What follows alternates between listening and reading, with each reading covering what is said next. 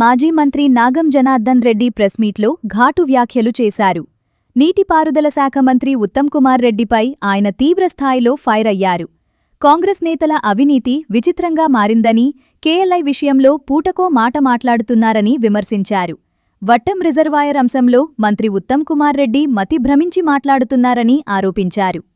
KLI లిఫ్టులో మునిగిన మోటార్ల విషయమై కోర్టుకు తప్పుడు రిపోర్టులు ఇవ్వడం దుర్మార్గమని అన్నారు.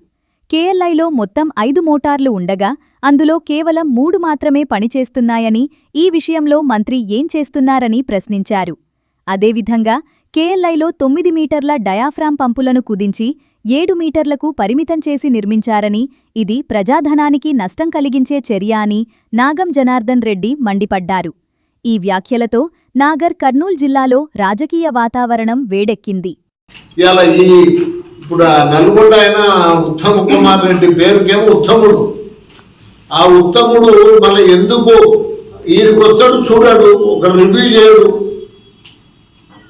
ఇదన్నీ ఒట్టెంకాడ మొత్తం రిజర్వాయర్ల దాన్ని పంప్ హౌస్లకు నీళ్ళు వచ్చి నీళ్ళ లోపల మొత్తం అడుగున 5 పంప్ సెట్లు మోటార్ సెట్లు ఇన్స్టాల్ చేసి మునిగితే నాగర్ కర్నూలుకి వస్తాడు. కానీ 8 కిలోమీటర్లు కుమ్మెరగాడికి పోయి చూసిపోడు.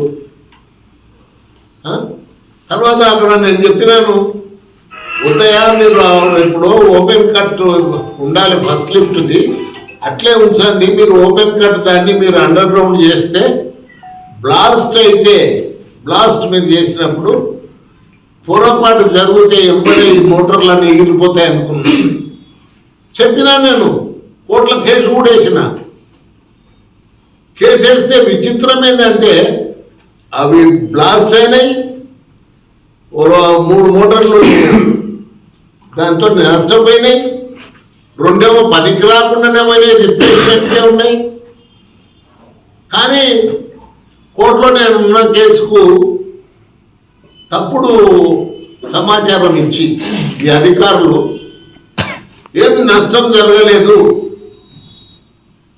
బ్రహ్మాండంగా ఉంది అని చెప్పి కోర్టులను కూడా తప్పుదో పట్టించి, హైకోర్టులను తప్పుదో పట్టించే గౌరవనీయులైన కోర్టులను మీరు అంటే దానికి మీ అవసరాలకి వినియోగించుకోవడం చాలా దుర్మార్గం. ఇది దాని మీద విచారణ చేయించండి.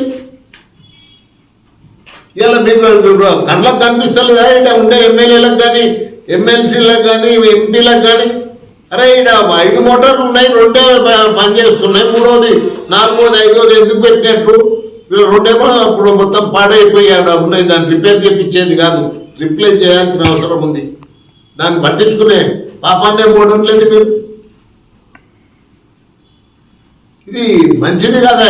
మీకు ప్రజలు ఓట్లేసి మీకు ఒక బాధ్యతను ఇచ్చారు, ఒక గౌరవప్రదమైనటువంటి పోస్టులో మీరు ఉన్నారు. వాటికి అగౌరవము, వారికి అపఖ్యాతి తీసుకురాకండి.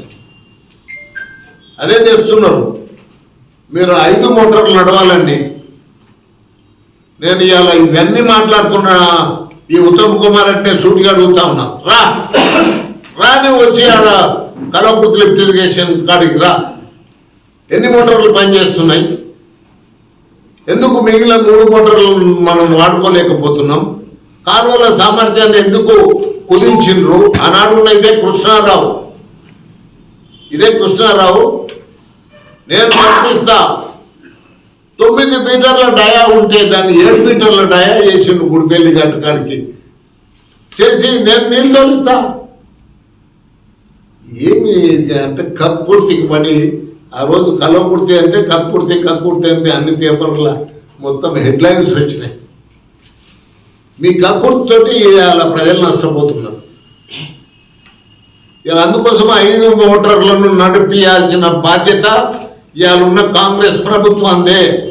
ఇట్లా మంత్రులు ఎవడా ఇది మీకు హెలికాప్టర్లు వేసుకొని తిరగమన్నది? నువ్వు భూమి మీద నిలబడండి. మేము కూడా మంత్రులుగా చాలా రోజులే పనిచేసినాం. ఇప్పుడు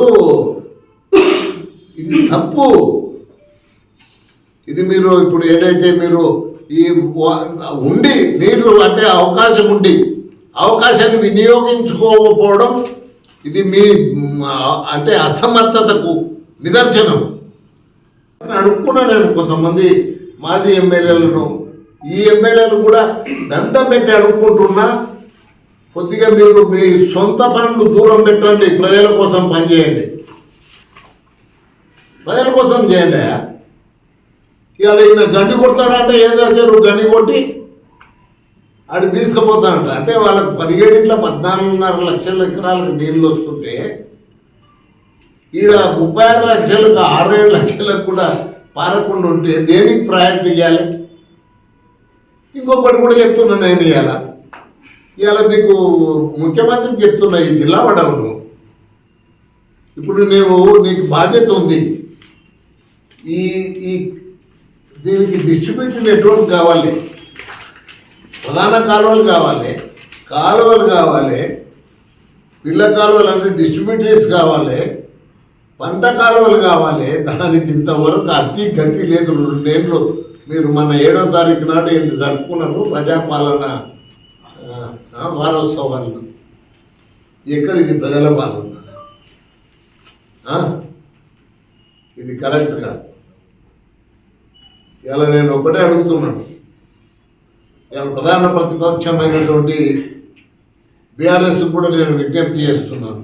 మొన్ననే నేను ఒక ఛానల్లో మాట్లాడుతుంటే వస్తే నేను చెప్పినాను, ఇలా అందరం కలిసి పోరాడదాం, అపోజిషన్ కలిసి పోరాడి వీళ్ళని ప్రభుత్వాన్ని మెడల్ మంచి పని చేపిద్దాము అనుకుంటాను. కానీ నేను బీఆర్ఎస్ను కూడా సంప్రదించి వాళ్ళతో మాట్లాడతాను, వాళ్ళని కూడా ఎవరు తీసుకుపోయే ప్రయత్నం చేస్తాను. నాకు ఎవరు లేకున్నా నేను ఒక్కరిని పోరాడిన దినాలు ఉన్నాయి కదా. ఇప్పుడు అవినీతి వ్యతిరేకంగా పోరాడుతున్నాను. నా పోరాటాన్ని ఆపను. అవినీతికి వ్యతిరేకంగా ఏదైతే చేస్తున్నానో ఆ పోరాటాన్ని ఆపే ప్రసక్తే లేదు. చాలా విచిత్రంగా ఉంది అవినీతి వీళ్ళది. నేను మీకు అంటే ఒక బ్లాస్ట్ అయితే అవుతుంది. In few weeks a blast will be there on the corruption.